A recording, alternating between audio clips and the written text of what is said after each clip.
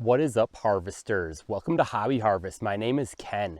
Today I want to talk to you guys about putting food plots in the big woods. Now, I know a lot of guys might tell you, don't waste your time. You're never going to make it happen. It's way too much work.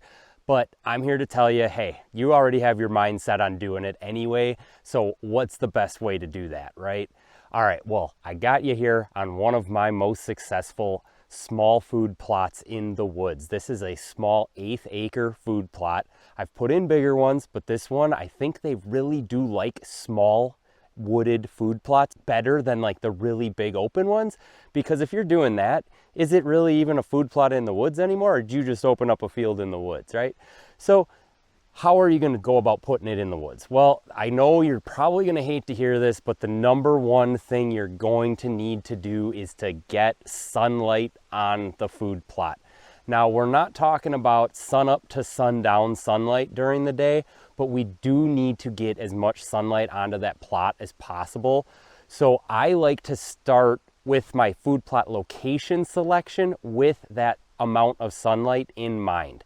So since I know I'm going to have to be doing some tree removal to get some of that canopy down to get as much sunlight towards the plot as possible, I'm trying to find sort of that perfect storm of a situation of where I have flat ground. It can be screened easily either with topography hinge cuts or putting in something like switchgrass if you're in a more flat open area. Also though, where am I not gonna have to cut down some huge tree trunk trees like this? If I can cut down a bunch of little saplings like this and open up the canopy, amazing. That's perfect. That's what I'm looking for. Now, that's exactly what I did in this plot here. Like I said, it's only 1/8 of an acre, but what I did was first started by cutting every tree down where the plot itself is. So that 1/8 of an acre got completely cleared out. And what I did was I put all my brush into more like one large pile or a couple piles. You definitely do not want to make that like horse corral of brush around the edge of a wooded food plot, because the deer are going to feel trapped when they're inside of that. And that is not what they want when they're in a big wood setting, because that's where the big predators are. And they don't want to feel that if they come into that corral that a predator can easily trap them in there. So just make sure you're putting like big brush piles, maybe where you do have like an opening in topography or something to screen that area with that brush pile. Or I talk about this in my other videos, if you're making like a boomerang shaped food plot, put that brush pile right in the middle of that leading edge of the boomerang so that when they're on either side of the boomerang, they can't actually see across it and see each other because that brush pile's there. Awesome place to put the brush pile on those. Plus it's right in the middle and you don't have to drag the branches that far anyway. So, all right, you've got the trees removed from the plot where you're putting the plot. You want to then stand on the plot, look due south, and put your arms in like a 45-degree angle like this, facing south. Look up and see which trees are blocking the sunlight from coming that direction, because the sun is going to move in that area of the sky the majority of the time of the year, especially when you're trying to get those crops growing. So you want to look and then look at which trees they are. Are there some smaller ones in there that you can cut down and open up the canopy, or are they big ones? And this is just your ability to cut trees down. I'm not saying you should get into a situation that you're not comfortable with. Definitely hire somebody if you're not comfortable cutting trees down yourself, especially those big ones. They can be very dangerous.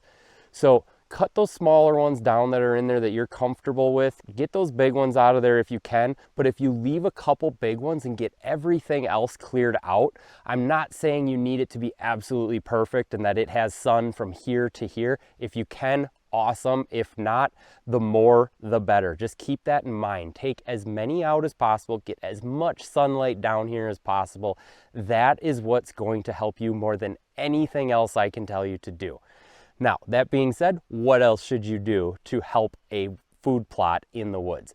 Well, the next thing's going to definitely be a soil test. Go get that soil test. So many wooded soils are not ideal for the types of things that we want to plant in food plots. So you're going to be working on fertilizer and lime and getting that soil right. Now, the other thing you're going to definitely want to do is get all the debris cleared out. And I'm not talking just the trees you cut down, but all the little sticks, rocks, anything you can get out.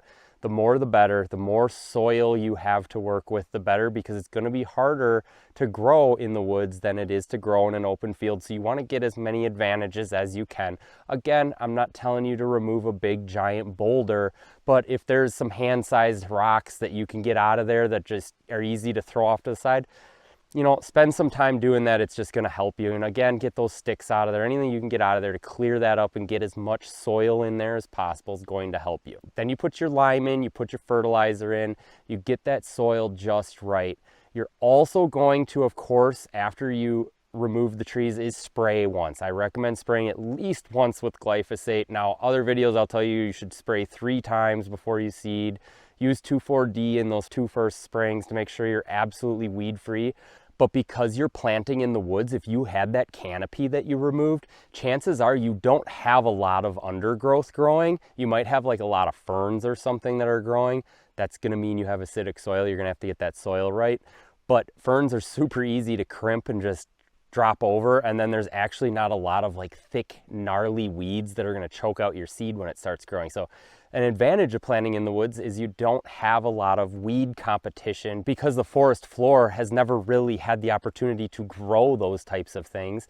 So they're not here. They've been choked out for years and years and years, and you're just kind of competing with, like I said, things like ferns and whatever, and those are pretty easy to get rid of, either by crimping them, spraying them with Gly, or both. I actually do both. So the other thing is, I actually take a huge shortcut when I'm planting wood food plots, and that is that I will seed directly into the native vegetation, the ferns, the whatever's here, the native grasses. I will then crimp them and then spray them with glyphosate. 2 quarts per acre. Don't use 2,4-D because the seed is now on the ground. And once you get that first spraying, you just completely annihilate everything. Like I said, this stuff isn't used to having that much sun beating down on it after you open that canopy. You just sprayed it once, you crimped it, it will die right off and your stuff will pop right up. Again, get that soil right though, because you're growing a crop that's not used to growing in that soil. So once you get that all done, you should have an amazing woods food plot.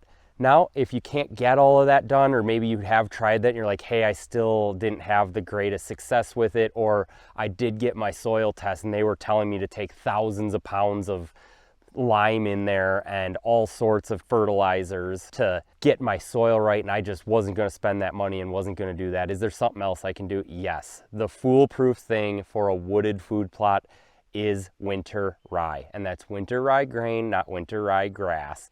But you want that cereal grain. That stuff will literally grow anywhere. Like, I have it growing in the bed of my truck from doing food plots and stuff all the time. I get seed dumped in the bed of my truck and it starts growing in the corners of the bed of the truck. It will grow anywhere like a weed. Put it down. That's your last ditch effort. Now, you can try during the summer now to put in a food plot. If that food plot fails, then do the winter rye. So you always sort of have the option to try something first before. I always use that winter rye as like my last ditch effort. I had food plot fail, the deer browsed it down to nothing, whatever. That's winter rye time, because you can plant winter rye like in September, where up here in northwestern Wisconsin, I'm focusing more on the beginning of August or late July to plant my fall focused food plots up here. It is now the end of June, and I just planted the summer cover crop up here, which is a little late, but I had life happen.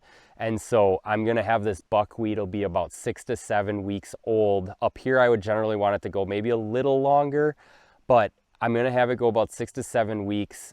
It's gonna grow here. That's gonna help build my soil as well. That is something you can consider as well. Do a summer cover crop if you're in the big wood setting, because it's gonna help build your soil. You're gonna have all that extra organic material left in your soil once you terminate that summer cover crop of buckwheat. That buckwheat is also extremely easy to grow anywhere. So you'll be able to get that buckwheat growing real nice. You'll leave all of the organic material of it in your soil when you terminate it. You'll plant your fall focused food plot into that standing buckwheat, crimp the buckwheat. you're now like set for a wooded food plot going into the season. And if it fails for whatever reason, you didn't get your soil right, the deer browsed it down to nothing, you can always get back to that winter rye in September. So I'll just recap the timeline for you guys. I am in northwestern Wisconsin, so the timeline up here is to get your buckwheat down about mid to late June. You then want to plant your fall focused forage seeds, your brassicas, your beans, your peas, whatever you're planting. You want to plant that about the beginning of August, even late July, somewhere in there. You're then, if that fails, you can come back about the first week of September, throw down some winter rye, and you'll have an amazing food plot. Winter rye is just the fix-all for any food plot anywhere. That timeline is just for those of you up here in that line across the country that aligns with the northwest part of Wisconsin. So that's going to be, you know, northern Michigan, northern Minnesota. You can carry that over into like upstate New York and that way as well. So that is just a foolproof thing. If you're planting down like southwestern Wisconsin, just add a little time to that. So I'm not even going to plant my summer cover crop down there until like next week or the week after. I'm not going to plant my fall forage seeds till like mid-August. And then if I have a failure that I would require winter rye, that wouldn't go in until like the second week of September. Although down there, because that's, you know, egg country, big open sunshine and everything, I'm not expecting to have a crop failure down there. But up here in the woods, yeah, you can have a crop failure, and that's just something to keep an eye on. But guys, putting food plots in the woods, you can do it. Don't let anybody tell you you can't. Are they going to be as top-notch as those gorgeously, seemingly groomed food plots that are out in a nice, open, sunlit field? No, but guess what? The deer in those big, open egg country fields are used to having egg to go feed on. Here in the big woods setting, you put in a crappy food plot that isn't even that great of a food plot on the level of food plots everywhere, it's still the #1 food attraction for those deer in this area. And it's actually easier to attract deer to a low quality food plot in a big woods setting than it is with a very high quality food plot in egg country, because there's just so many more food options for the herd in those areas. Now, if it is the #1 food attraction for them, yes, they will still be there, don't get me wrong, but it is so easy to get them in a food plot in a big wood setting, even if that food plot isn't top notch, because it is guaranteed to be the #1 food source in the area. And that is something that you're trying to do when you're putting in food plots. Once you get them on your food plots, you can work on the rest of your property. You can get all of those attractions working together, get those bedding areas, get those travel corridors. You now don't even have to hunt just the food plots. You can be hunting those lines of movement between all of the attractions. That way you're not actually blowing out the food sources, which can be a horrible thing. If the deer catch too much human scent on a food plot, they're not going to relate to it. And since they relate all of their daily movement around that food source, once they switch that food source, you may not see them at all for some time, and you of course don't want to do that. So hold those food sources sacred. Don't overhunt them. Don't blow them out. Definitely don't hunt them when the wind's the wrong way, or you're not expecting the deer to be moving through a certain area because of the wind and where people are sitting on your land if you're not the only one hunting it. But you can get these wooded food plots to pop for you, be very successful for you. Don't get discouraged if someone else told you not to waste your time. Yeah, they're more work than turning an old soybean field into a food plot, but they are very, very good at attracting deer once you get them working for you. I hope you guys got some value out of this video. Hit that like button, hit that subscribe button. I'll catch you guys on the next one.